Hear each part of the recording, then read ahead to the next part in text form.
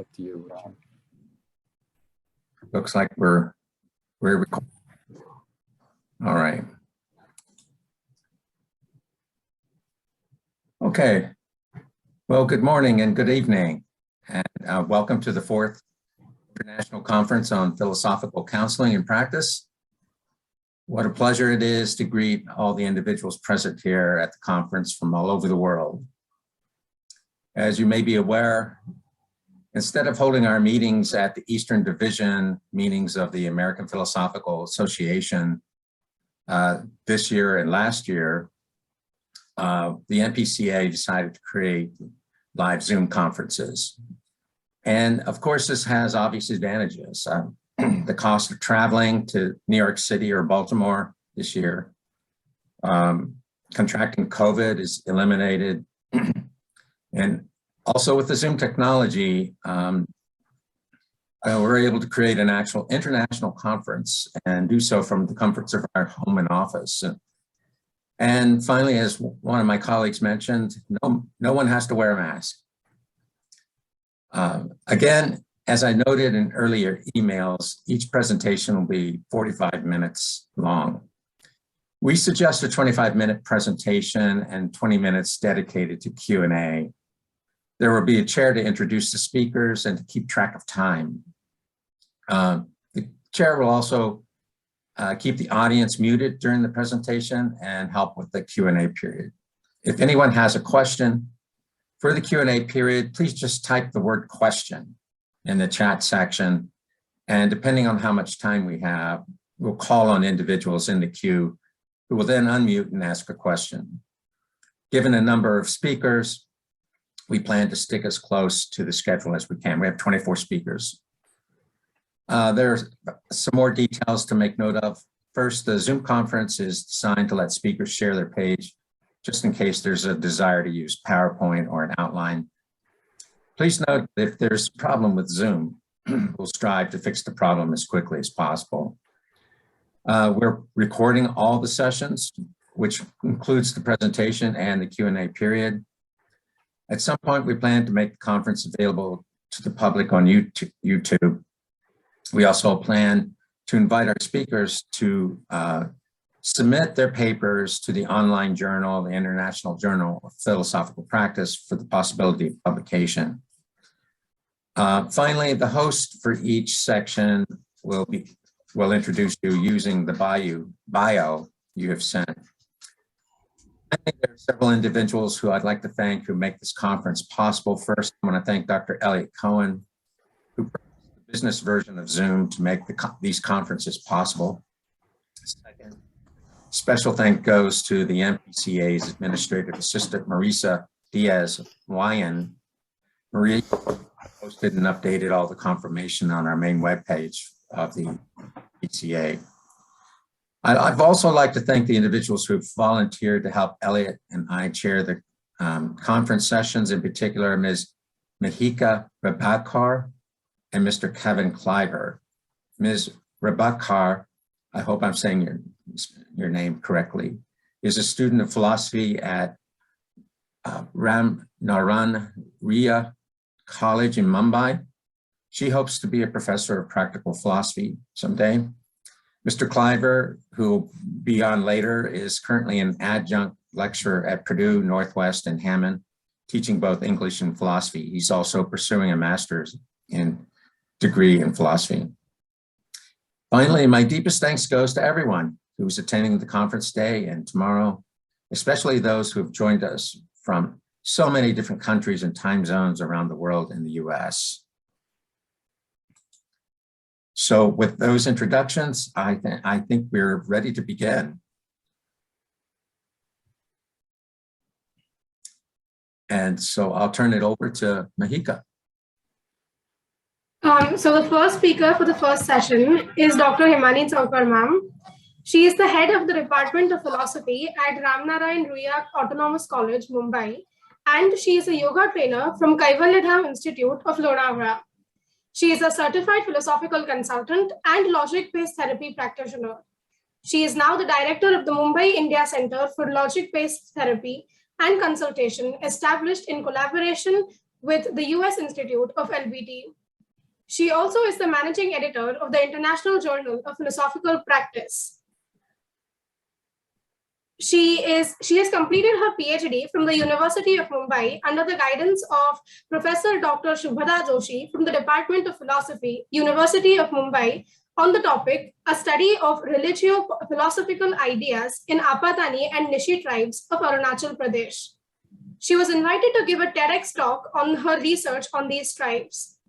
She was also felicitated by the Honorable Chief Minister of Arunachal Pradesh, who also shared her TEDx talk through his Facebook page, which was heartily appreciated by many officials.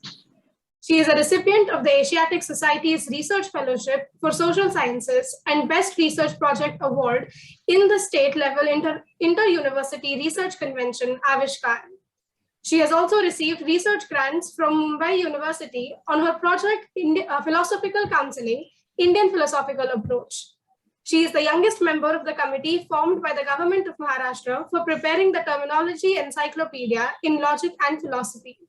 She has conducted many workshops on mindfulness and emotional well-being across India for the Indian Armed Forces under the Ekam Sat Foundation. Welcome, Dr. Hirmani. Over to you. Thank you very much, Mehika, for those kind words.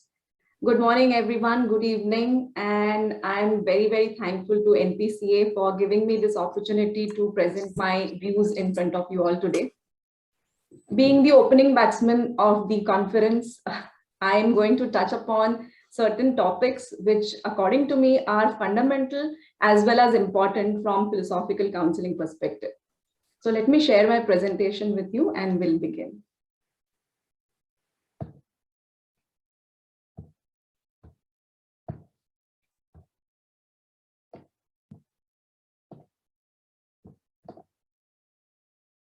I hope my screen is visible. Yes, it is, ma'am. Thank you. All right, so as I said, I'm going to actually share my thoughts and ideas on the topic practicing as a philosophical counselor or consultant. The different kinds of problems and challenges that a person who is thinking of getting into this profession can face, and what are the likely prospects, what are the future, what exactly are the possibilities in this area. Of course, I'll be restricting myself to the Indian context because I practiced here in India. So now, before we actually delve into the issue of problems, challenges, and prospects of philosophical counseling, I would like to actually start with a more basic question. Do we need philosophical consultation and counseling? Of course, the answer to this question is affirmative. We definitely do need philosophical counseling and consultation. And I'm not saying this just because we all are practitioners here, but rather because there have been a lot of studies, especially in the last couple of years, especially in the pandemic period, about how the anxiety levels amongst the students as well as adults have been going up continuously. How students, how all of us are facing anxiety related issues, may it be parents, may it be related to some competition, may it be related to how to handle success or even failure. And I feel that our formal education setup here does not focus on imparting life skills. So as a result, people are not equipped with the required tools and techniques that can help them to navigate through these life problems. And that is where the role of philosophical counselors or consultants come into picture. These philosophical counselors and consultants are trained professionals who have a kind of toolkit that can help people to navigate through their life issues, to help them deal with their life problems in a much more effective manner. Now, I'm going to give data from a survey conducted by one of my students for her research, Mehika. And that will support what I have said in the earlier slide. So we have conducted this survey mainly amongst the students who ranged from 17 to 25 age group. And the survey basically asked them questions about whether they are facing any challenges currently regarding anxiety, regarding handling pressure, peer pressure, parental pressure, and whether they are willing to take any intervention, whether they are willing to ask for help to deal with their issues. And whether, the most important question in the questionnaire, the survey, was that whether they are willing to go and seek help from a philosophical consultant. So the results are here. Of course, the survey isn't complete yet. We right now just have got 204 students who have replied to these questions, and we are still, the questionnaire is still open and we are still getting the results. But I think even in this also, it is very much clearly visible that a lot of students, more than 70% of students, face anxiety related issues. Thankfully, 75% of them are willing to seek help for their issues, which is a very positive sign. Now, 46% amongst them are not willing to get psychological help. Now, the reason for this, especially in the Indian context, is that going to a psychologist, going to a psychiatrist is still a stigma here, still a taboo here. And therefore, people are not willing to go to a psychiatrist, even though they may need to go. Now, on a positive side, even amongst these 204 students, we could see that 60% students are willing to consult a philosophical counselor or a practitioner for dealing with their issues. So this definitely supports my statement that philosophical counselors is the need of the hour. Philosophical consultation is the need of the hour. Now, before we move ahead, let's quickly have a look at philosophy and different career prospects that exist currently in the field of philosophy. I'll tell you how exactly they are connected to philosophical counseling. I still remember when I was a student of philosophy, my teachers had answered my question, "Ma'am, what should I do after taking philosophy?" And they had told me that philosophy enhances critical thinking skills, logical abilities, it enhances out-of-box thinking, it helps you get all those qualities and skills which can help you in any profession that you choose. Me as a teacher also have given similar kind of answers to my students' queries whenever they ask me what they can do after taking philosophy. Now, from thinking about it from students' perspective, we can all realize that these are a little vague answers for them. They do not get satisfied with these answers. Now, I'm nowhere doubting that philosophy does help enhancing all these skills. It's beyond doubt. But for the students, it's a little less satisfactory. They want some concrete answers from their teachers as to what are the possibilities, what are the career prospects after taking philosophy.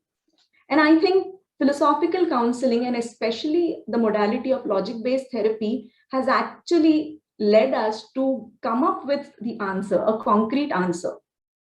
If I want to give an analogy here, philosophy currently is like a library filled with books on swimming.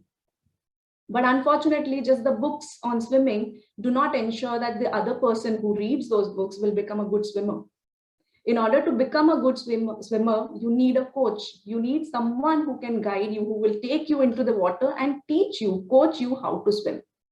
And I think LBT, logic-based therapy, as a modality of philosophical counseling is like a coach. It takes people from theory to practice. And I think in that sense, it remains true to the objective, the very objective of philosophy, which is to teach people, to guide people as to how to lead a good life. So with the help of logic-based therapy, with the help of different modalities of philosophical counseling, we can actually come up with these concrete answers of the questions asked by students. What can they do after doing philosophy? Now, this has been established that we do need philosophical counselors.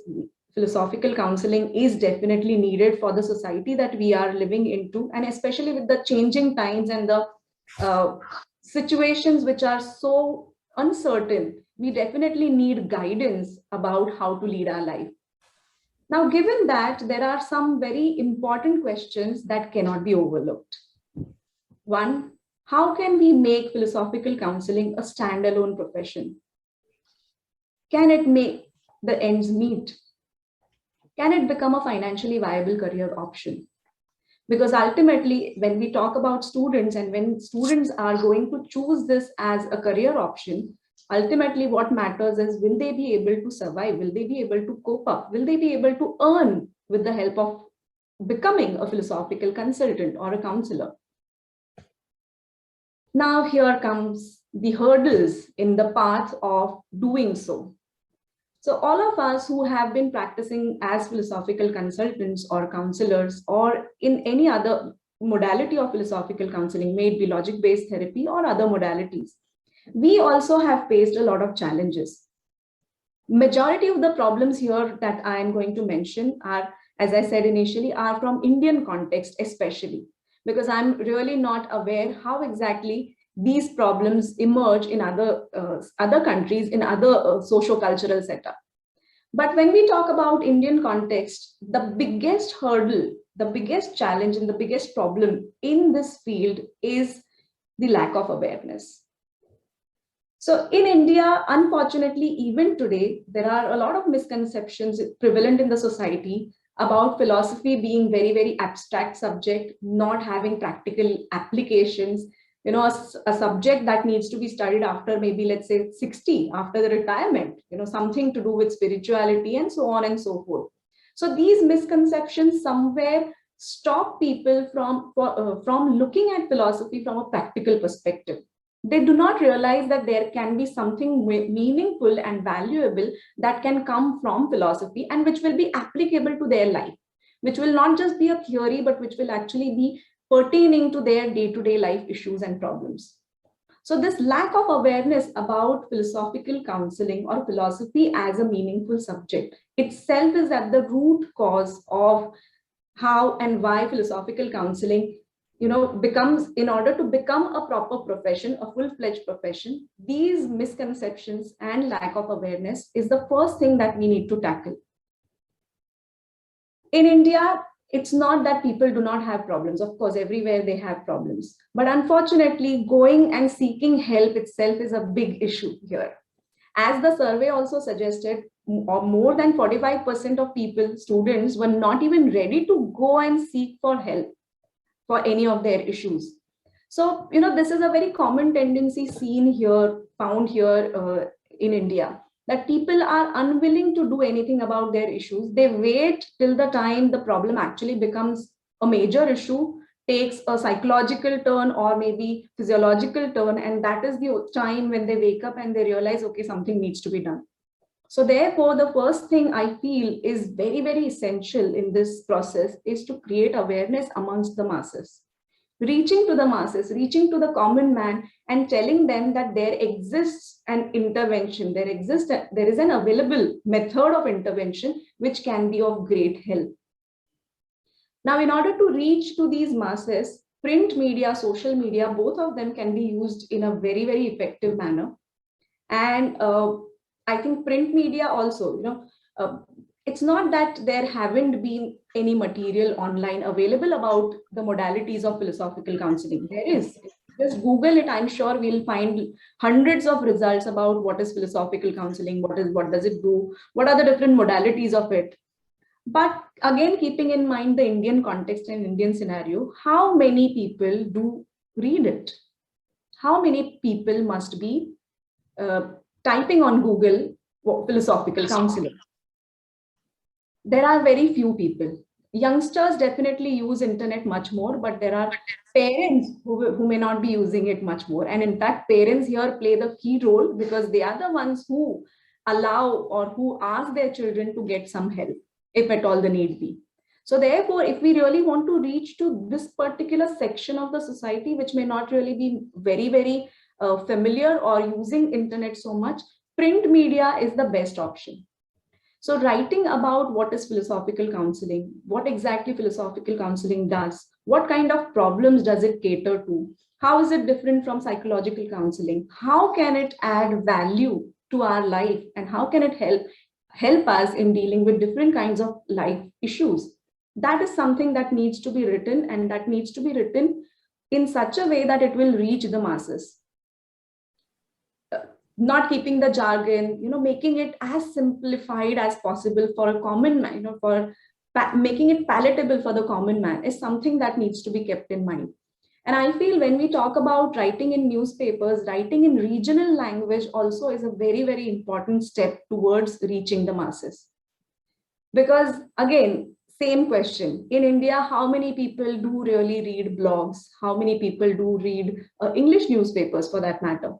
So, but regional newspapers in all the regional languages have such a reach. Therefore, writing in those regional languages is equally important.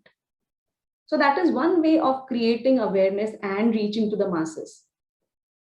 The second problem I feel in this whole direction, reaching towards our objective of making philosophical counseling a viable option, viable career choice, is scattered efforts. In India, I'm not at all claiming that there aren't any efforts in this direction. There are efforts being taken in this direction. In fact, my college, my organization itself has started with the Center for Logic-Based Therapy in collaboration with the US Center. Kerala University offers one paper at master's level on philosophical counseling. Pune University has started with a very short course in philosophical counseling. Delhi University has done some work in this direction. But unfortunately, what is happening is that all these efforts are very, very scattered at different locations. And as a result, they are not reaching the masses. They are really not reaching the student community, because everyone is trying to kind of create their own courses, which will be for their students, which will be for their university. And such kind of scattered efforts do not give us long-lasting results, long-lasting impact. The courses that we see which are being designed, they are being designed in the manner in which it will give a kind of overview of philosophical counseling in general. But such kind of courses, again, though may give students an overview of philosophical counseling, they may not be able to equip these students with any particular modality that can be used by them, that can be used for helping people. So therefore, this lack of well-researched, well-designed programs is also somewhere responsible for these scattered efforts and for philosophical counseling not becoming a well-known modality in India. In order to deal with these issues, I feel the academic community, the philosophy fraternity has to take the lead. The philosophy fraternity, of course, is very well aware of this modality of philosophical counseling, this intervention of philosophical counseling. So I think they will be the best people who can create this awareness, who can start these efforts in the direction of making people aware that there exists some such kind of modality, some such kind of intervention. And these have to be collective efforts. I feel that all these universities, all these people who are independently taking efforts at different corners of India can come together. There is no problem in coming together and working in harmony with each other and creating the tools, creating the resources which are required for making this a popular modality. So creation of more resources is absolutely essential. Proper designing of the courses and training programs is absolutely essential. So, taking help of the experts in different modalities and asking them for help in designing is very essential, because otherwise then the courses that are designed will always be only giving an overview, will not be focused on, or will not be really giving any practical knowledge, practical applications. So once these scattered efforts and scattered efforts in this scattered direction, they come together, I feel that this particular gap definitely can be bridged in a better way and a faster way as well. Otherwise, we all will have to wait till everyone comes up with some modality, some possibility, some courses, and then only we'll be able to move ahead. Now, that's not enough. We may design proper courses, we may actually collectively, we may come together, we may design proper courses which will give application-based knowledge, which will train students in a particular modality like logic-based therapy. This is not enough. Until and unless we create opportunities for the absorption of these trained consultants, it's of no use. the society has to understand. Therefore, again, going back to the same point, creating awareness is the key factor here. Until and unless society realizes that philosophical consultation is valuable and it does add value to my life, it does give me ways and means of dealing with my daily life issues in a much more effective manner, these opportunities are also not going to come up. So we have a lot of trained people now, but then where exactly would they work? Starting your own practice, of course, is one way of going about it, but that's not enough. If we really want to make philosophical consultation as a standalone profession, it needs to be supported by creating such opportunities. And I feel that creating these opportunities is not really that difficult. Again, as I said, teaching community, the philosophy fraternity is the one who can actually make the people understand that this is the need of the hour. And I feel there are two sectors which definitely can benefit a lot with the help of philosophical counseling. That is education and corporate sector. Now, those of us from India, we all know that the new education policy has come, and this NEP 2020 focuses a lot on imparting value-based education. It talks about how children, right from their tender age, should be introduced to the whole concept of values and how their curriculum should be designed keeping in mind the value-based. Now, LBT, logic-based therapy, as we all know, has a complete framework which is based on values and virtues. And this framework can come very handy if we want to introduce value-based education. So in fact, the trained people, the trained consultants can work in this direction. They can actually create courses, they can actually create material which can be used in the curriculum for children.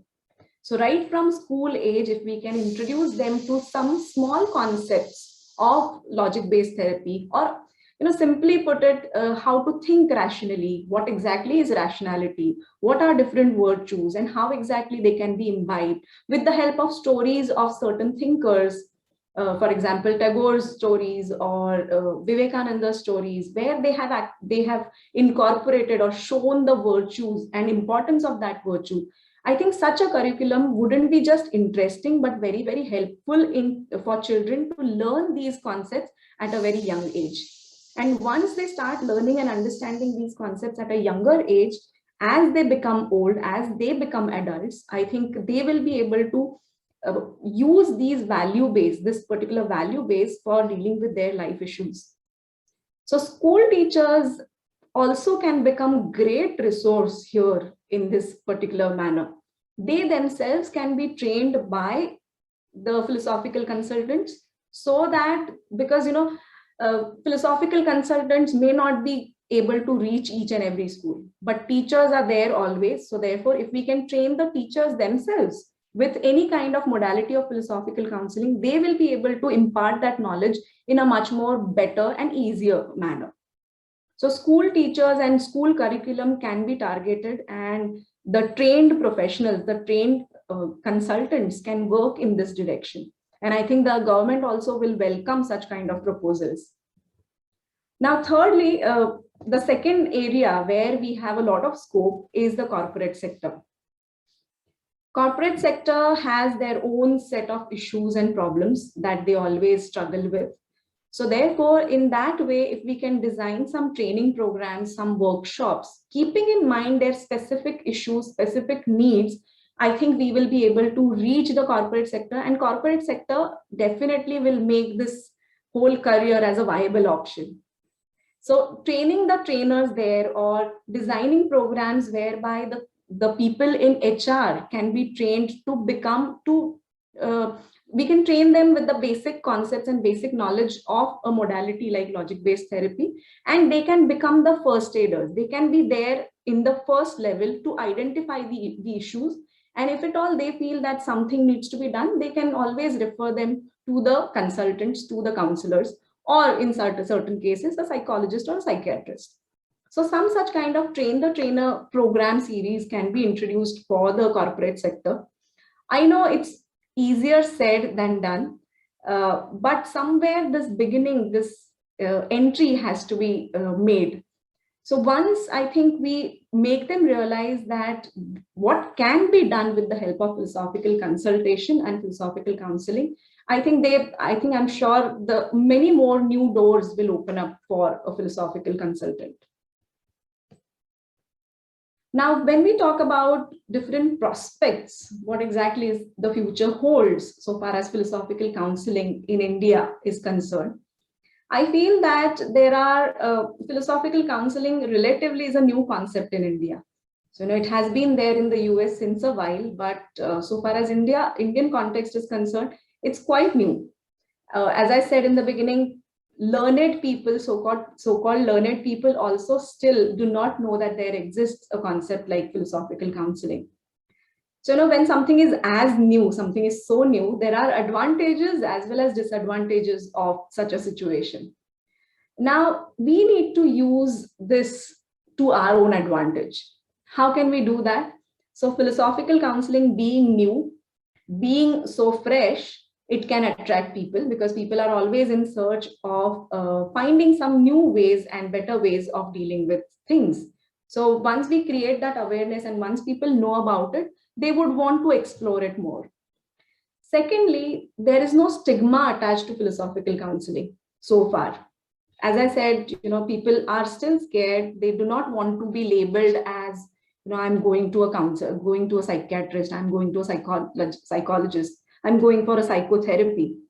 So philosophical counseling can avoid that stigma. It doesn't have that stigma. And as a result, it may become much more comfortable for people to approach a philosophical consultant than a psychologist or psychotherapist.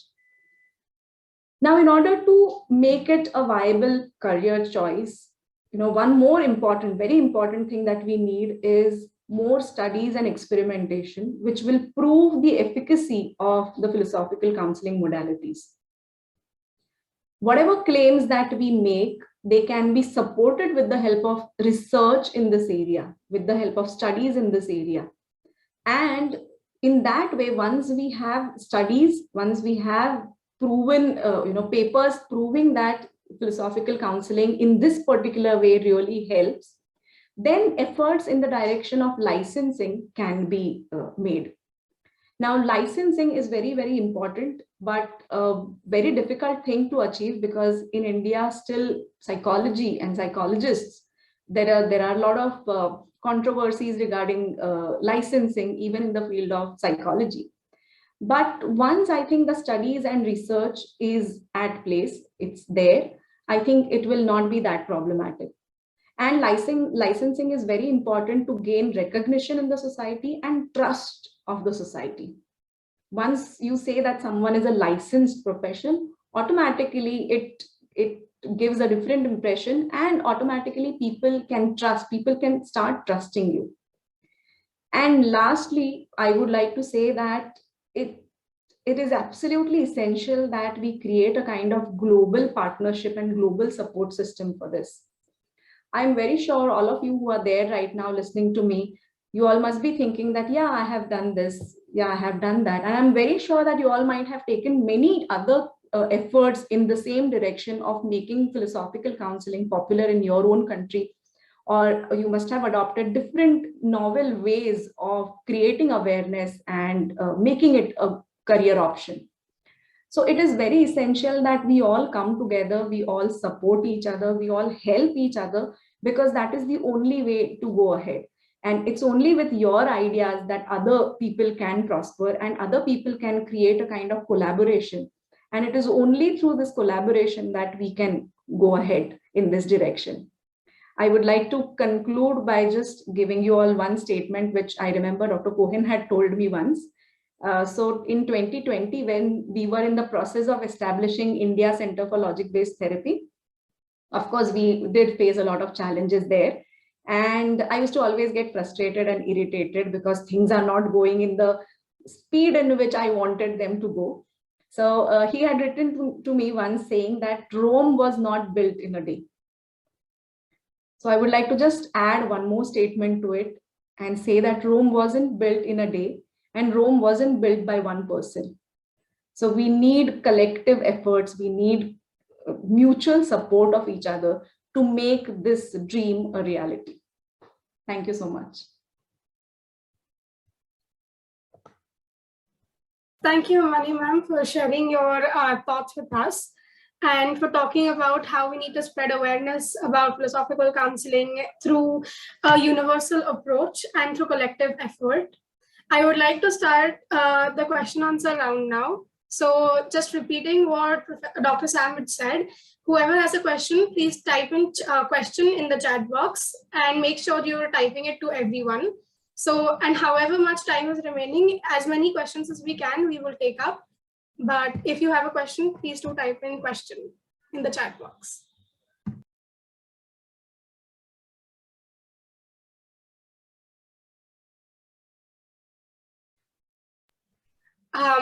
Yes, Dr. Raja, please go ahead. What is your question? Yes, thank you so much for this presentation. It gave me a good sense of what is currently happening in India. I'm in India too, Ashoka. So this is very good to know. And I'm very curious about what you said about licensing. So, and NEP 2020, of course, as well. As we know, this is being implemented, and how long this will take is, of course, an open question, and has to be ratified in various states. But what about licensing? Where would you think this would even go? Would this fall under the RCI, or where? I mean, RCI might be something, but I'm really not sure where else it would go. So, any ideas there? Yeah, thank you so much for your question. And when I wrote that point, this particular thought came to my mind as well. So logically speaking, if psychology is also getting licensed from RCI, so that can be our way forward as well. Because right now there is no agency which can claim to give license in this particular area. Or maybe we'll have to actually start our efforts in that direction first and then think about licensing. Okay, RCI it is then. Okay, good. Thanks. That So was a simple question. Okay.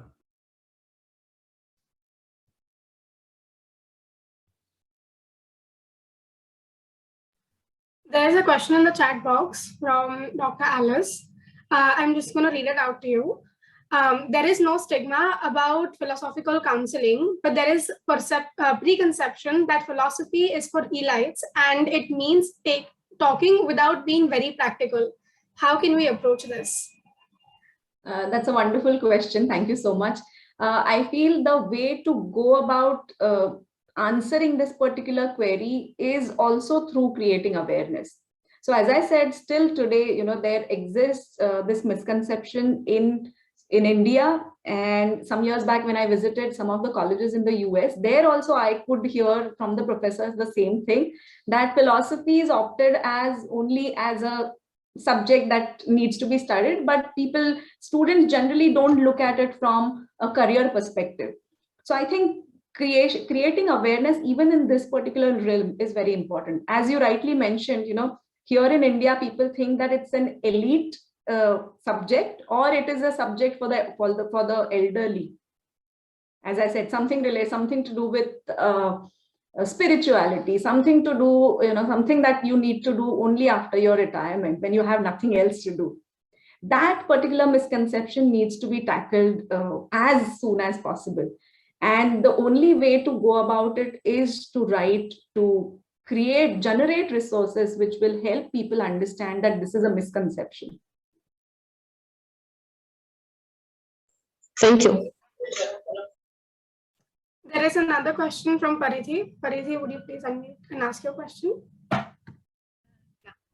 So there are certain curriculums that do involve the life skills as a subject, which is primarily, so like how you mentioned that there should be ethics and virtues and values to be taught in school at the school level.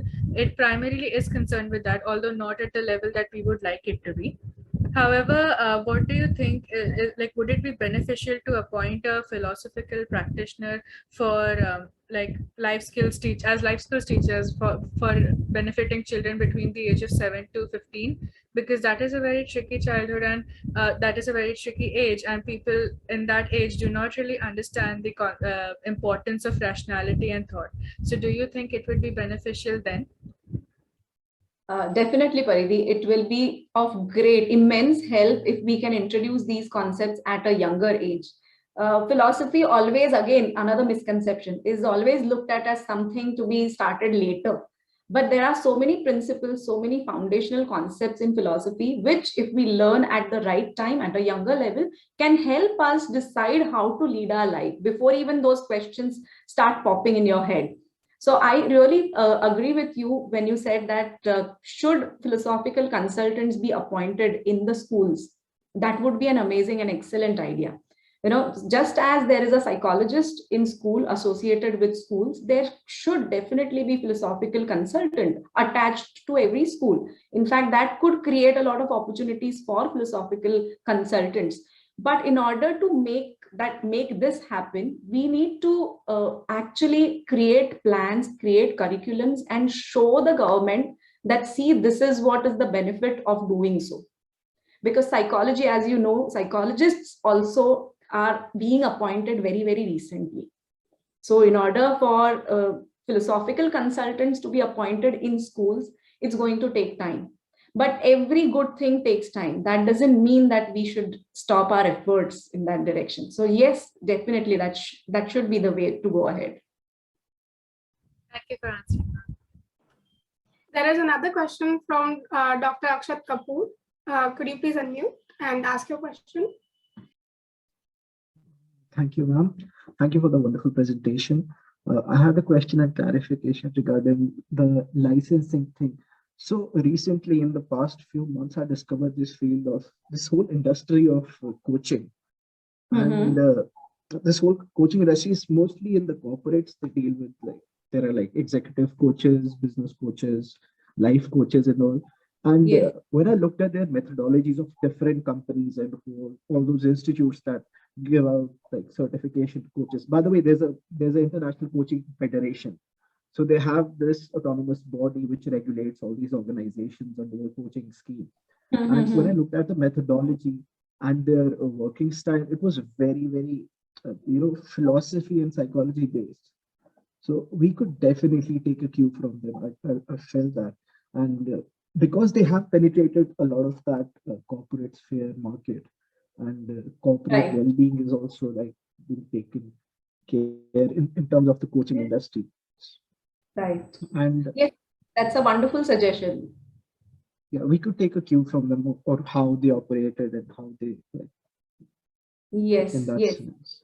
So that can be an alternate to going to RCI, or basically these different ways can be explored even further. Yes. Because RCI it's tough for like Indians to like for philosophy to get involved with RCI. It's Right, able to be very right. tough. Yes. There is another question in the chat box from Carol Govind. Would you speak more specifically about corporate issues that philosophical practice counseling can address? Yes, sure. In fact, just 2 years back, before the pandemic, I was associated with a foundation called Ekam Sat, and we used to take workshops for the Indian Armed Forces and deal with their issues. Like, of course, they also have different kinds of issues. So every sector will have their own issues. So corporate sector definitely has a lot of issues. Like, of course, they are very much stressed. Everything is profit oriented. So, taking care of their mental well-being is equally important for productivity. So if we can convince the companies that if you want productivity, you need to take care of the employees' well-being. And of course, that is being done. It's not that it's not done. There are a lot of people in the HR who design courses in that direction. But I think if we can take philosophical counseling there, we will be able to deal with their basic daily life issues in a better way.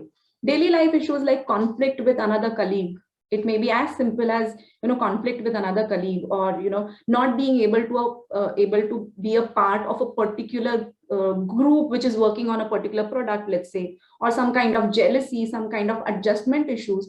All these issues actually can be tackled very well with the help of logic-based therapy. So if we can, so that is why, we should create studies based on the corporate life, because their life and their challenges are different from, let's say, education, let's say students. So keeping in mind they are going to have their own specific needs, if we can design some questionnaires, if we can design some studies, we will get more insight into their problems, and accordingly we can design the curriculum for them, or modules for them, or workshops. I think that can be one way to go about it. Yeah, thank you. Can you hear me? Yes, I can. Okay, because my computer was misbehaving. I have a little experience with corporate philosophical counseling. And there were two things that I wondered what you thought about. One was helping to resolve moral dilemmas, which do arise, especially among the higher echelons of, the corporate structure. The other thing was the creativity issue, because some of the people, who work at that level, or even at the middle level, who want to ascend, they seem to be concerned with, how to develop their creativity with regard to, say, products, marketing, and so forth. What do you think of that? And do you think that philosophy is adequate to help with that sort of thing? Yes, definitely. The problems like stagnation, as you rightly mentioned, when people move to that higher level, there is a kind of isolation as well, because they cannot really mingle that well with the other colleagues, because they need to maintain a protocol and so on and so forth. So these issues like adjustment, isolation, or even, as you said, creativity, can definitely be helped with philosophical counseling.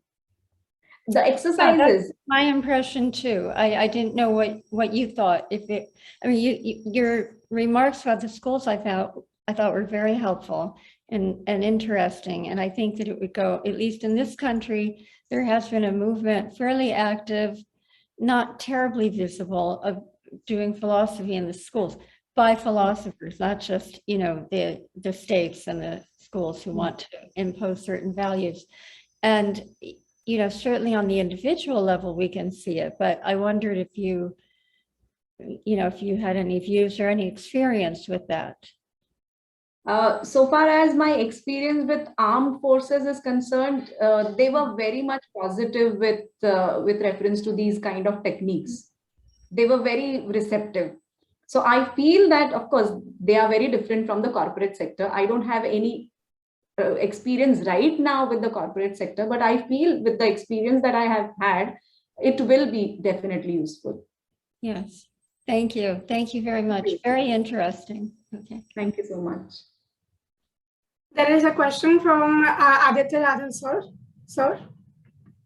Okay, so firstly, thank you for the presentation. You mentioned that we need to create awareness. Awareness, according to me, is more with respect to public, because students nowadays are still fine with the concept of philosophy.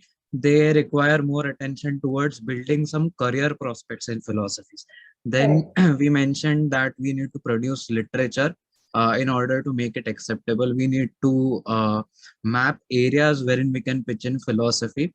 And at the same time, you also mentioned that how faculties who are teaching philosophy themselves are a little bit conditioned and stigmatized about philosophy being practical.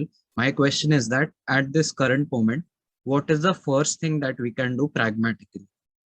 Okay. That's a good question, Aditya. I think the first thing we should do is start writing about philosophical counseling in whichever way possible. Newspapers, I always believe that newspapers are the best medium. So writing about it and reaching to the masses, so not just students, but the masses, is very important. And once we do that, even the other, the fraternity will have to take notice of it. Once people become aware, they will start asking for more information, and that can create more and more awareness, a ripple effect. Dr. Cohen, your question. Thanks so much, Dr. Hirmani, for an excellent presentation. It covered a lot of ground and raised a lot of important issues. I wanted, originally raising the question was when you were talking about having philosophical counselors in schools to work with children who might have problems. I am aware of one individual who's a logic-based consultant in Italy who's actually doing that. She works in a school in Italy with children. She's just began that. So, I'm still awaiting, the outcome, but it might provide, a useful model for going forward. Another thing that I wanted to mention is that I've always seen philosophical counseling as a form of applied philosophy. And what my experience with applied philosophy has been that when in the inception of applied philosophy, I remember when I started the journal way back in 1980, the International Journal of Applied Philosophy, I was approached as looked askance as being not a real philosopher, because I was doing something applied, and anything applied was diluting philosophy and making it inferior. And there was a very negative aspect of approach to applied philosophers. Now with biomedical ethics and a bunch of other stuff, we see more mainstreaming of applied philosophy. But I haven't seen that with philosophical counseling yet amongst the academic community. I really don't typically see jobs for areas of specialization, for instance, in applied in philosophical counseling. You find them in various other areas of applied philosophy, but not philosophical counseling. So I think one of the things that we going forward may need to work harder on too is selling the academic community on the importance of having within the curriculum courses in philosophical counseling. I know I've for years taught a course on philosophical practice, but they're very rare. Of course, I've done sat on dissertation committees for individuals in different nations in philosophical counseling. But as far as the undergraduate curriculum, very, very sparse. If very few of those courses exist. So that might be another area that we might effectively work on going forward. Yes, I'm sure that would be an excellent way to introduce the undergraduates to the concept of philosophical counseling and how it can then be taken as a career. So that will be one way of attracting students as well, that there exists a proper career here. Thank you. Thank you. Thank you, Dr. Hirmani. Now we will be moving on to the next presenter, and that is Paridhi. Paridhi Choudhary is a student of psychology and philosophy at Ramnarayan Ruia Autonomous College. She also wants to pursue a career as a professor of psychology. She is a writer who has published many works in anthologies, and she holds the record for the youngest national level debate and extempore championship winner.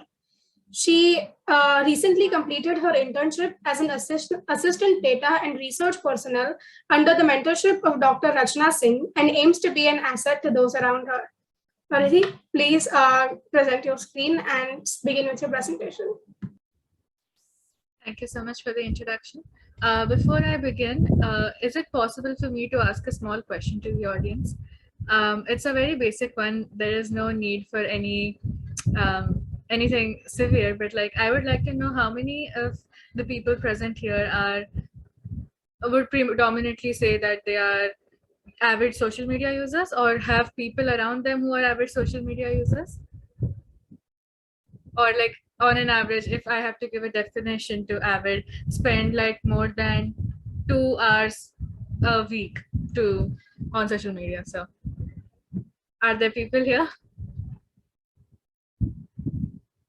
Yeah, so I'm glad to see that. So it is no surprise we can all agree that it is a very big deal. So I hope to kind of bring to light some of the issues about social media and fallacies. I hope my screen is visible. It is. Thank you. So I will be talking about fallacies of logic-based therapy in social media. I came across logic-based therapy last semester when my college introduced a course in self-enhancement through logic-based therapy. And I was fortunate enough to learn under amazing mentors, Dr. Elliot Cohen and Dr. Hirmani Chaukar. Doing this course helped me to think more rationally about events in my life. And I'm not just saying this because I am in a philosophical conference, but it's just like ma'am would know, and so many others would who know about me would know that I am now doing more and more research related to the topic. So I remember that during a discussion in class, a point was made about how fallacies are so common in our everyday life and they have become so normalized that people don't even realize that they're committing an error in their thinking process in almost every situation. This caught my attention, and then I began looking for some ordinary events that had the scope for committing fallacies. And I realized that, okay, yeah, social media just fits the criteria perfectly. And when the opportunity for sharing my perspective presented itself through this conference, I thought of structuring my ideas and then sharing them. So here, let's look at some of them. So recent years have witnessed the rise of social media and networking sites like YouTube, Twitter, Instagram, TikTok, and many more, just to name a few. These platforms became a mode of communication among people and also became a way in which people could showcase and display their lives to the world. Even though there were a lot of positive outcomes of social media, there is undoubtedly a lot of negatives as well. The distinction between a person's real life and somebody else's real life became very blurred, and the world became a place of impossible expectations and unfulfilled desires. This in turn led to the rise of a lot of mental health problems like depression, anxiety, emotional distress, insomnia, suicidal ideations, etc. But despite all of these negative consequences, the use of social media has become almost unavoidable in the modern scenario as it overlaps heavily with our jobs, social life, entertainment. And recent statistics show that globally, on an average, an individual spends around 2.25 hours a day on social networking sites. And for the urban population, it is about 7 hours a day on social media sites. So in an environment where use of social media has become a necessity, it is incredibly important to keep in mind the disadvantages that present itself in the efficient functioning of our lives. So the realm of social media has always been well explored in the field of research, as we all know.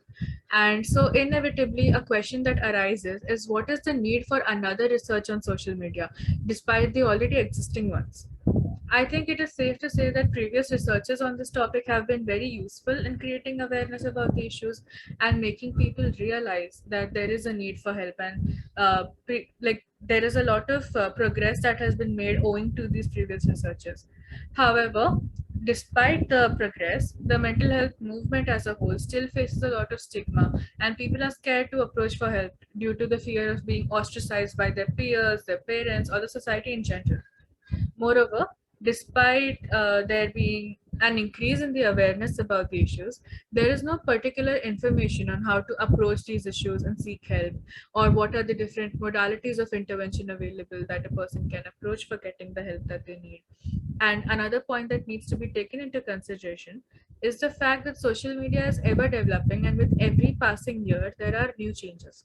So there is inevitably a need for constant research on the topic to be able to keep up with the changes and make sure that the information that we relay to our audience is updated. And most importantly, creating awareness about the downsides of social media and its effect on our mental health helps facilitate talking strategies and different strategies and behavioral plans that people can come up with to control and regulate their presence on social media sites. So specifically, this paper focuses on bringing about awareness of some of the issues in a new light and what are a few methods to overcome these issues with terms of logic-based therapy. So to provide a small background about logic-based therapy, logic-based therapy is a leading modality of philosophical counseling founded by Dr. Cohen. With irrational thoughts as its primary focus, LBT establishes that people upset themselves with their own faulty thinking. These incorrect reasonings or faulty thinking patterns are known as fallacies. And LBT identifies a total of 11 fallacies, 8 of which are fallacies of emotional and behavioral reasoning, and 3 are fallacies of reporting. And LBT not only identifies these fallacies, but also helps overcome them by suggesting certain uplifting philosophies that could be used in place of the faulty thinking patterns to overall improve the way we think. With an increase in the use of social media, people are committing more and more fallacies, and I will shortly give examples to support my claim. However, it is important to know that committing fallacies has become so normalized and so common that sometimes even trained professionals find it difficult to identify at times. And safe to say, irrational thoughts are one of the root causes of our poor mental health. And if we are unaware of the existence of irrational thoughts, we cannot take any steps to amend them. And if such thoughts are left unamended, they can further deteriorate our mental health and may influence or disrupt our well-being and lead to more problems like increased stress, increased depression, increased anxiety. And as stated previously, avoiding the usage of social media as a whole is definitely not something that is possible in the given scenario, considering how it is connected to every aspect of our life. So we can definitely take steps to filter our thoughts and interpretations and what we infer from a particular event by ensuring that our patterns of thinking are appropriate and rational, and using LBT might just be a perfect solution. And before we get into the findings, it is important to discuss how the data was collected. While gathering data, not only did I refer to available material via research, but also I conducted short online interviews of 25 participants. The participants were Indian and ranged between the ages of 16 to 28 years old. And I primarily asked them 6 basic questions in order to understand what their perspective and their stance was with regards to social media. The first question focused on asking participants about their average time spent on social media, and most of them reported spending over 5 hours a day. The next question focused on asking them whether social media has more advantages or disadvantages. And the general consensus was that even though they really enjoy spending time on social media, it cannot be denied that there were certainly more disadvantages than advantages. Most participants responded yes when they were asked if social media affects a person's health negatively. And some participants spoke about the fear of missing out or being isolated or being seen as boring or prude when asked about some of the challenges that they faced while being on social media. Next, I asked them if they ever sought any form of intervention for the issues that they face. And when they replied in a negative, I followed up with the question of why not. And they responded that either there were no means to afford them, or there was no knowledge or awareness about the different methods and which suited them best, or they simply could not approach for help without being scared about how my parents are going to react, how are my friends going to react, how is my partner going to react.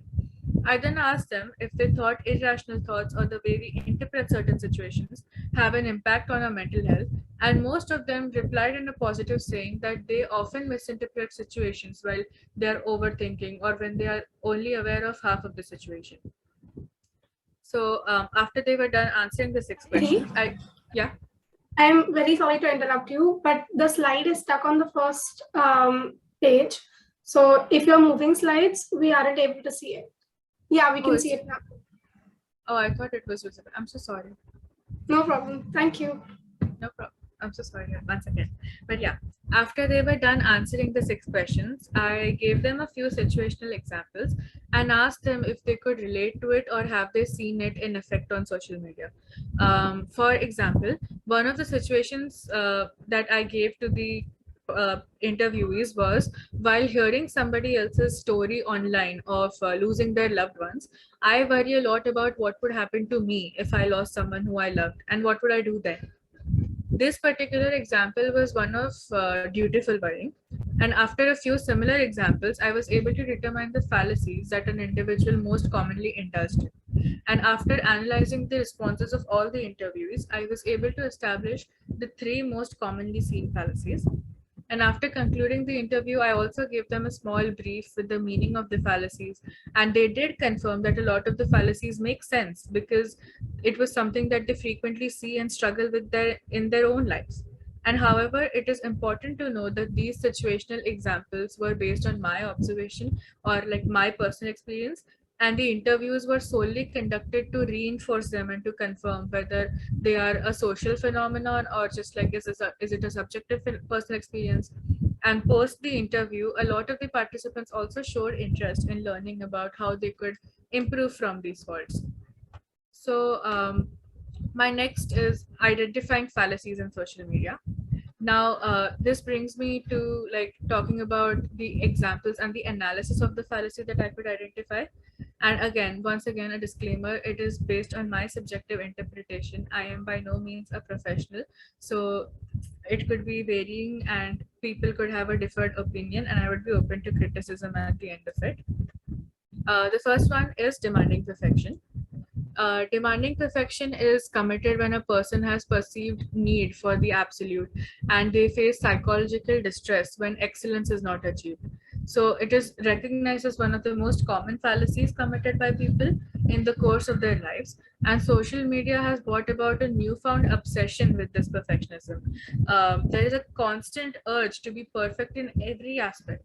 A very good example of this would be the latest beauty trends wherein people use certain artificial filters to cover up things that they consider to be their flaws or insecurities as so as to achieve the perfect looks. And another major example could be when we see somebody else's performance on social media and think that we too want to perform on that level. And if we don't meet that level or fall short of it or like face any failures while achieving that level of perfection, we are not perfect and we don't deserve anything. There is a certain level of expectation that people have and that they wish to achieve, and anything less than that is considered to be terrible and disastrous. And since perfectionism is abstract and subjective, it is no surprise that such a type of thinking can lead to a plethora of problems like depression, OCD, lowered self-esteem, restlessness, uneasiness, discomfort with their looks or performance, anxiety, antisocial behavior, just to name a very few of like a large array of problems. Up next, we have awfulizing. So, awfulizing is the tendency of people to think of an event in a more negative light than what it actually is. So, awfulizing occurs when the event that has taken place is undesirable or disappointing. And people who engage in awfulizing think that something undesirable that has happened to them is the worst thing that could ever happen, which then leads them into a downward spiral of thoughts and emotions. With the more exposure that social media has facilitated, the more has the room for comparison increased, and so has people's tendency to awfulize. People constantly compare themselves and their realities to the reality that others depict. For example, many people showcase their lifestyles on social media, which include their mansions or their cars or like just to speak of a general consensus, the other people who don't have as much disposable income and cannot afford such a lifestyle often compare their own living conditions to these people who are more fortunate than they are, and then start self-pitying and feeling awful about their lives.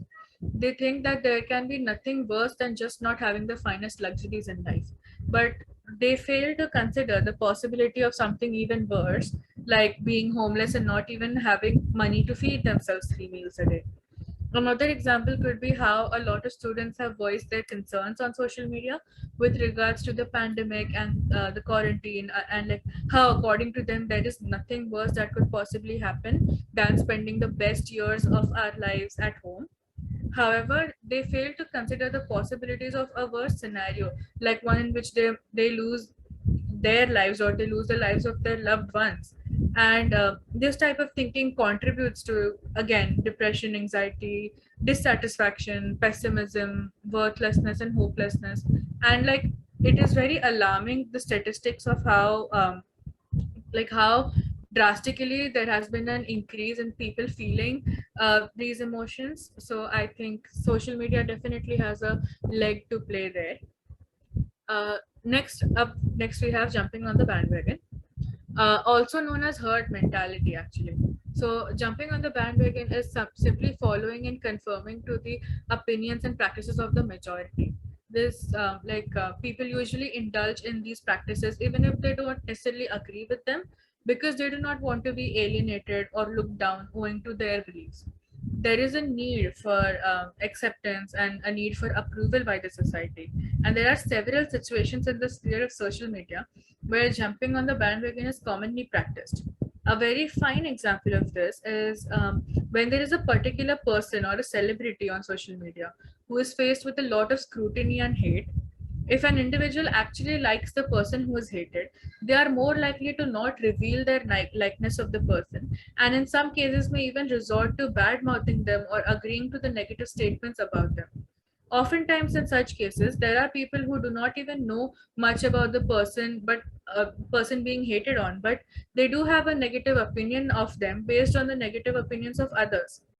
And then another common example of this could be when people from the LGBTQI plus community do not accept and embrace their sexualities or their gender identities because they don't want to be identified as not normal and do not wish to be ostracized because of their preferences.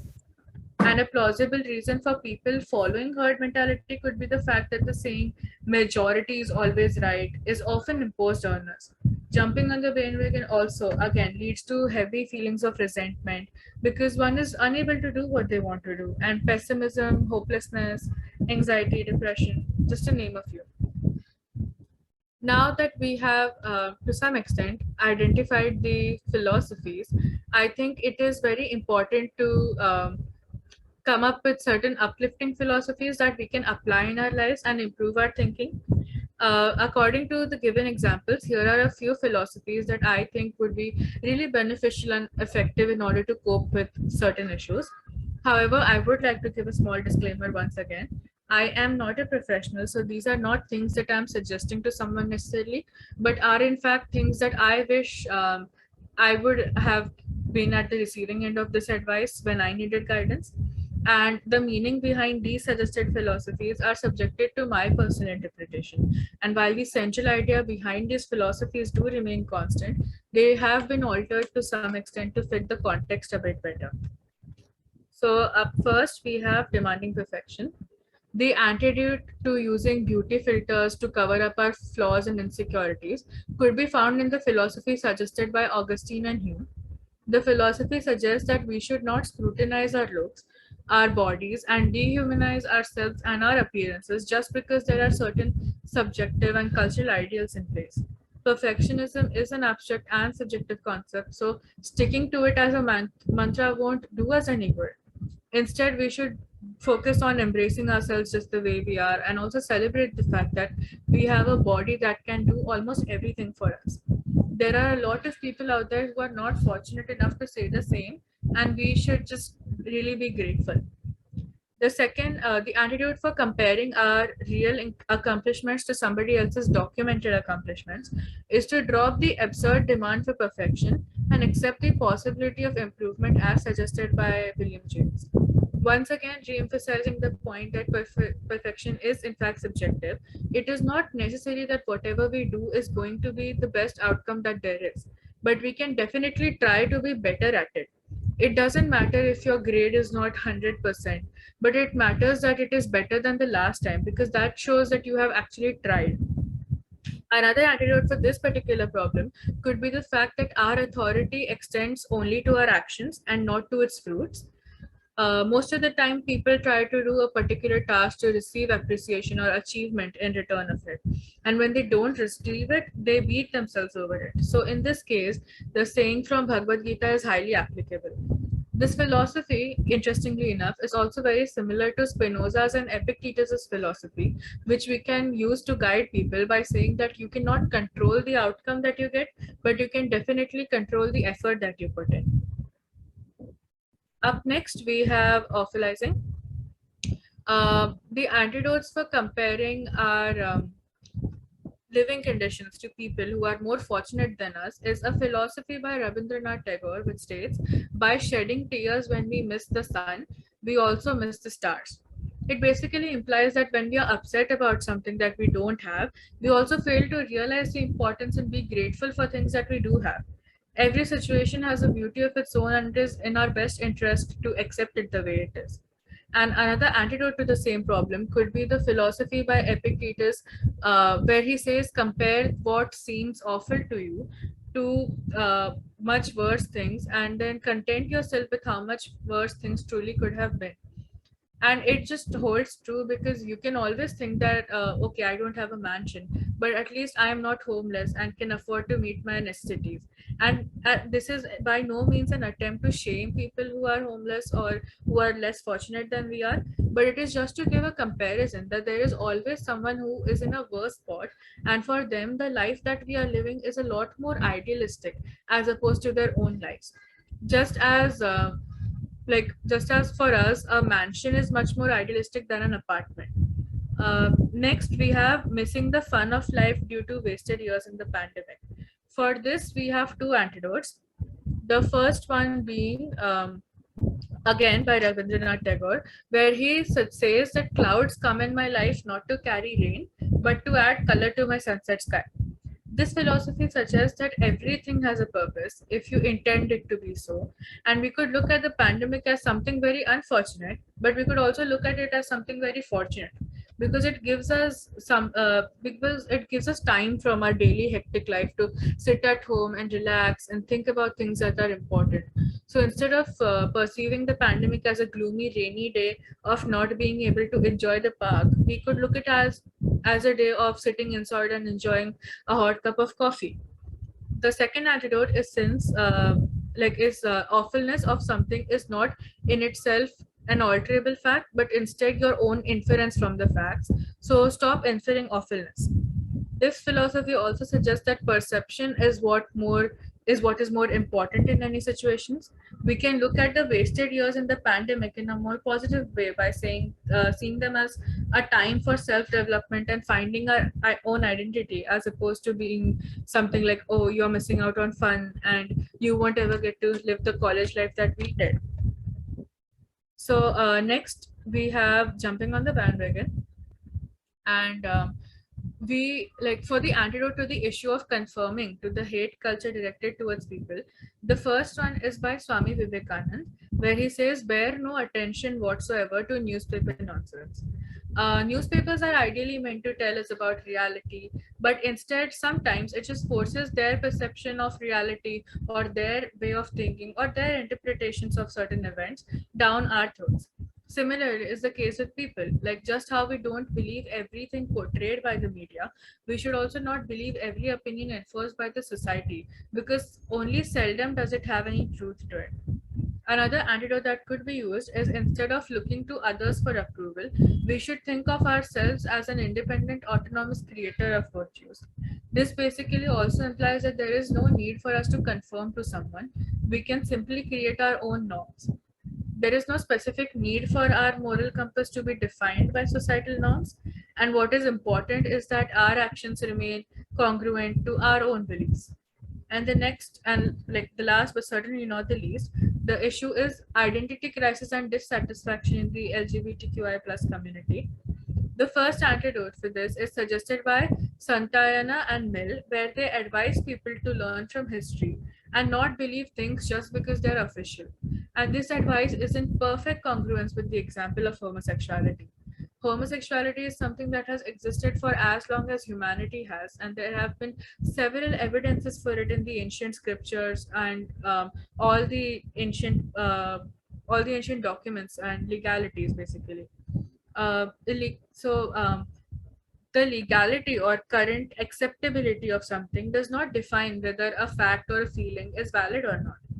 So that is it from my side. But before I conclude, I'd like to talk about a few of the limitations that I faced, particularly while making this research.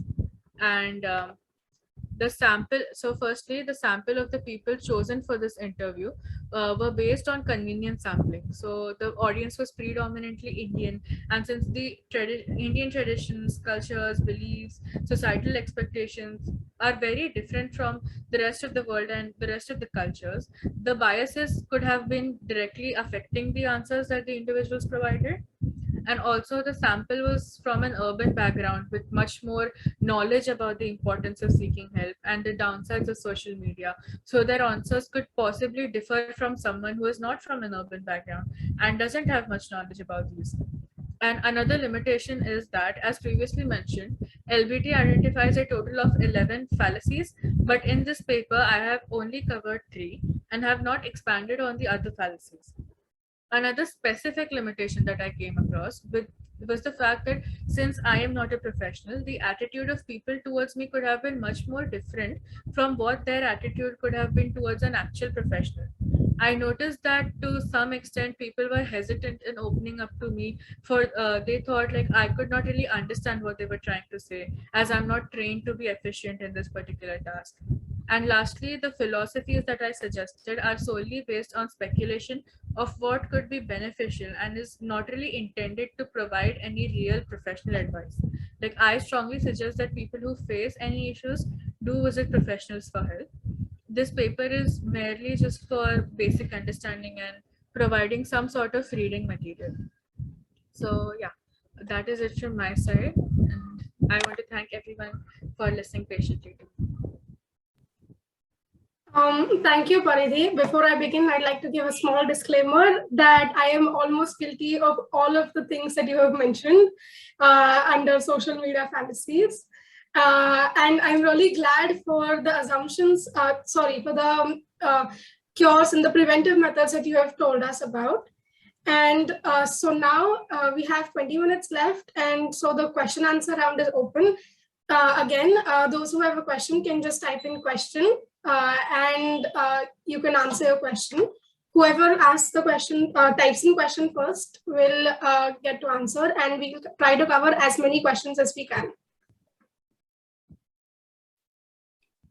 But before I address any questions, I just want to address someone in the comments mentioned I don't use it, but my daughter does, and I could practically hear my dad screaming from the other room that, okay, yeah, I agree, you yourself are very bad at social media. So I don't know how I am a little bit guilty of giving our parents a run for their money.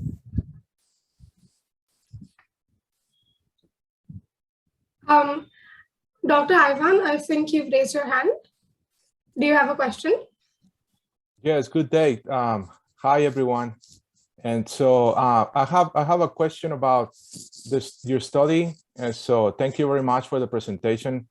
Do you found that the group of people that you study, that their feelings of envy increased?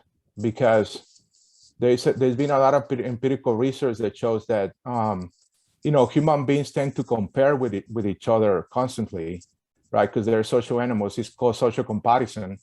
And they tend to, more than comparing themselves to people who are doing worse than them, they compare themselves to people who are doing, slightly better than them. And somehow social media has worsened that, because it provides us with, way more opportunities to basically look into other people's lives and look into their, their Photoshop versions, like you mentioned, right? Because they're manipulated versions of other people's social lives and the way they present themselves and so on.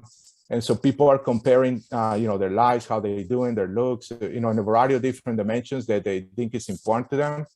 And so there's at least, set of studies that show that people's, reports that they're feeling envy has increased because of social media. And so I was wondering whether you found that in your own, the study that you conducted, among the people who you study. And so, what do you have to say about that? Thank you. Thank you so much for the question. And actually, as a matter of fact, I really did. And I was hoping someone would raise this question, because the feelings are not really limited to something that is specifically psychologically diagnosed or like that could be categorized as something. Like obviously envy, like isolation, these are also things that come up very frequently. When I was interviewing the people, a lot of people did say that their fear of missing out is kind of very, like, I would say proportional to their fear of like, no, not just fear, but like their envy levels. So it's like when you see others on social media putting their stories on how they are going out and having fun, how they have a perfect family, or how they have a perfect lifestyle, or they have perfect friend groups who they hang out with. People who don't really experience that, or like have low self-esteem in particular, kind of do get backtracked and think about it for a minute. Okay, I wish I had that. And that does is like that does give a rise to the envy and resentment levels in a person, because even though the other person is not necessarily at fault, you start harboring some resentment towards them. Yeah, like, okay, you don't have to throw your perfect life in our faces. And sometimes they're just envious, like, oh, why can't my parents be like that, or why can't I live like that, why can't I have those things. So it is definitely something that is very common. And had I included other fallacies, that there is a high possibility that that is one of the main points that I would have picked up on. But yeah, it is something that is definitely visible. Thank you. There is a question from Dr. Raja. Dr. Raja, please unmute and ask your question. Yes, thank you. So thank you so much for this presentation. I just wanted to share one thing with my kids. What really works well with respect to this, don't compare yourself to others, or compare your situation that you don't like to situations that are worse, is Dr. Seuss. I don't know whether you can see it. Did I ever tell you how lucky you are? It's so beautiful. It works like a charm every time. So that's just sort of a like side comment. But so I was wondering, so you're not a practitioner, are you? So because are you, or you're not? Okay, so because I'm thinking one has to be quite careful, I would assume, depending on sort of who one's guests or clients are, what one takes from those texts, that what one takes the message to be. For instance, the Gita element that you took, I was right away thinking, well, but if there's a guest who says, well, you know, but actually I'm not the agent, so why should I do anything? Right? So the true self is something else. Then, you know, you can run into problems that sort of somehow, you know, detract from you. You don't get to a solution, but you're getting into some other kind of space there. So I was just curious whether you had experienced that, but since you're not a practitioner, then maybe not, but maybe others have. So whether, you know, this kind of being sidetracked into then a sort of philosophical discussions of what the point is, that sort of detract from the purpose of, you know, the purpose that one had actually brought this in for. I do think that's a very valid question, and there are so many practicing counselors here. Maybe one of them could share their experience if they have ever faced something similar. Well, I think most people don't really go to help for social media. Paridhi, would you mind if we, sorry, yeah, Dr. Akshat, go ahead. Yeah, I'm just Akshat. I'm not a doctor yet, so yeah. So Raja sir talked about the. Am I audible? Yeah. All right. So yeah, Raja sir talked about whether someone is encountered. So I've done like a little bit of pro bono consulting, sometimes with my friends also in discussion. And the thing about social media is like it's so attached to the human nature because the AI and the algorithm with Instagram, with Facebook, it plays a key role. So eventually, I did run into that problem, like with the Gita, which sir mentioned.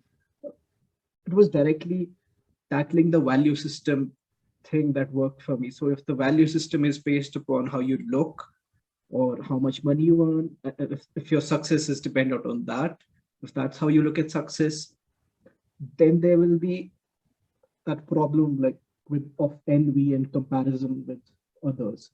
But if the value system is dependent on something else, like getting together and creating something, or like creativity, or showcasing your art in a way that it's not linked to certain material factors.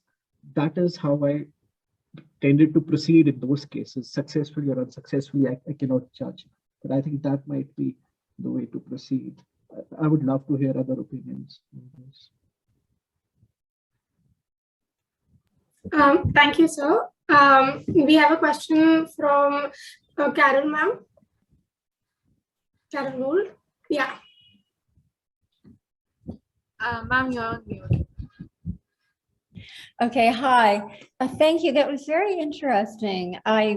Because of course, social media is such a vital problem right now, and we're reading about it constantly. And I think about it a lot. I've been recently reading the early 20th century social theorist Georg Simmel for a project I'm doing. And he talks about how envy really propels, say, new fashions and so forth. And,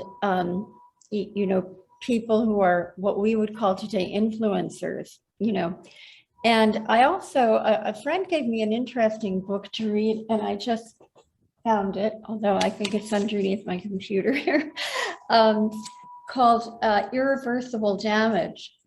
And she talks about the Abigail Schreier, who's a controversial author in this country, the US, that is to say. She talks about how there's among young women, especially, get to college and so forth. And this, again, I think she's speaking about perhaps the US, but I'm not sure. But she's saying that these influencers have started a kind of transgender craze among women, young women, who are searching for an identity. And of course, they're looking at these kind of cool, hip instances of people who are doing this offbeat thing. And when she says irreversible damage, she really explains why it's irreversible damage. I'll spare you the gruesome details, but it's really fascinating because, at the time when people are most insecure about their identity or most uncertain, let's say, they're most vulnerable to social media. And it would seem to me, I mean, I hadn't thought about this before, but hearing your interesting study, it did make me think that philosophical practice or counseling would be especially useful if not an antidote, but certainly some kind of help for that. And I wondered what you thought and how it could be implemented. Would it be through social media? Would you have to insidiously insert yourself into it? What do you think about that?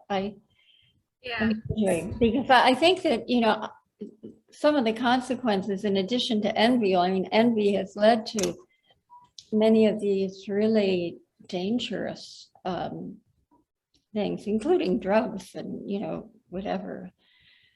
I agree. So, bad taste. yeah, I definitely agree to some aspects. And when you were explaining about things said in the book, it just struck me like how there is this new trend of women women basing their self-worth of how appealable they are to guys. So it's like if there's I don't know what the basis for the logic is, but there is a claim that guys like girls who are more tomboyish, if you would say.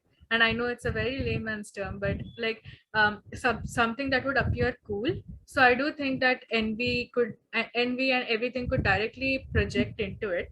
But as far as I'm concerned, so one very common thing that I used to do even before I was studying philosophy actually is whenever there used to be some quote on Instagram that I liked, I would just take like a screenshot of it, and then I would either put it on my story or I would keep it in my gallery and just revisit them.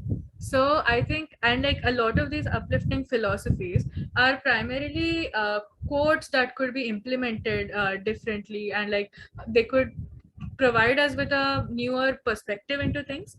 So if that could be used as a medium, and we could definitely use social media for it, because somehow reversing things always works in certain situations. So I think it would be a good way to help. And like not necessarily counseling as such, but even mentioning certain things and like passing comments to people rather than being very negativistic, we could give them more positive alternatives, so that they'll feel like, okay, yeah, maybe this is something worth considering, and maybe this is something I could further explore.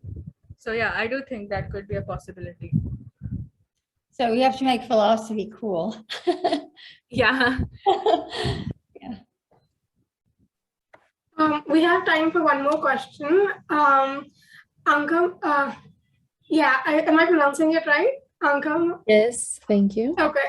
Yeah, could you please ask your question? Yes, my question is if you have checked or you plan to check the other aspect of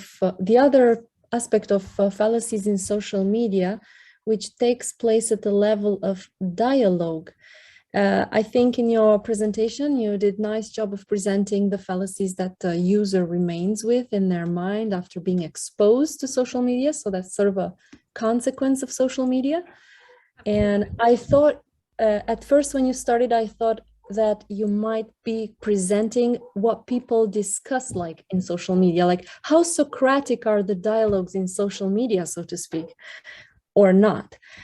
Because I think that we are going to be able to see very interesting things about how people respond to each other. So I was wondering if you have checked or you plan to check fallacies in those types of dialogues.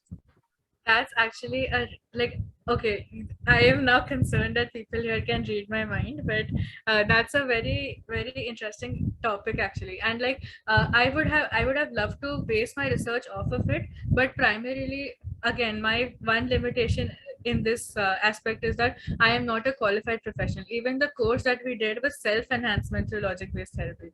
So I kind of did not want to before knowing certain facts, I did not want to branch out into things that maybe could turn out to be misinformation.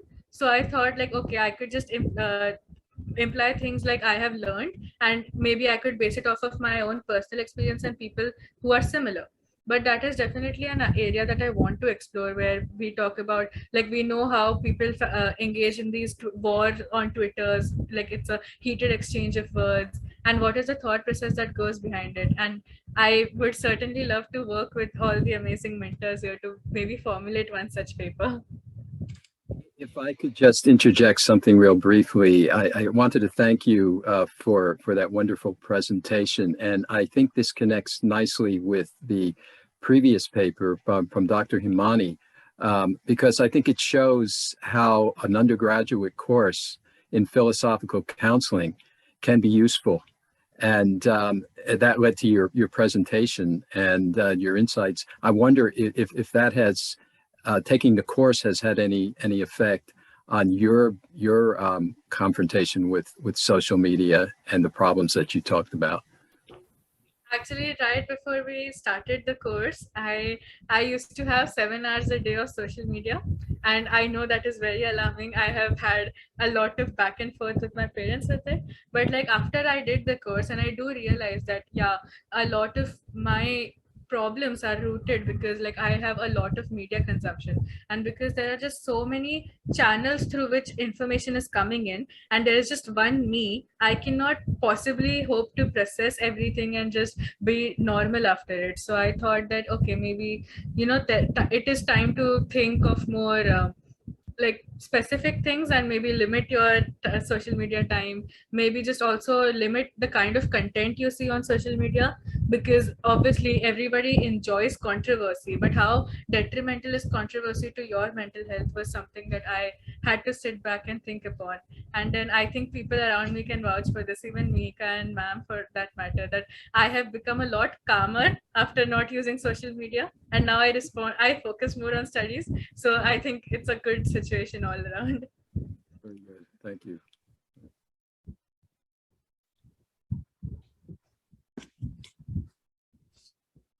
Thank you for your presentation, Paridhi. And with this, we conclude with the first session of this conference. Moving on to the second session, this paper, the first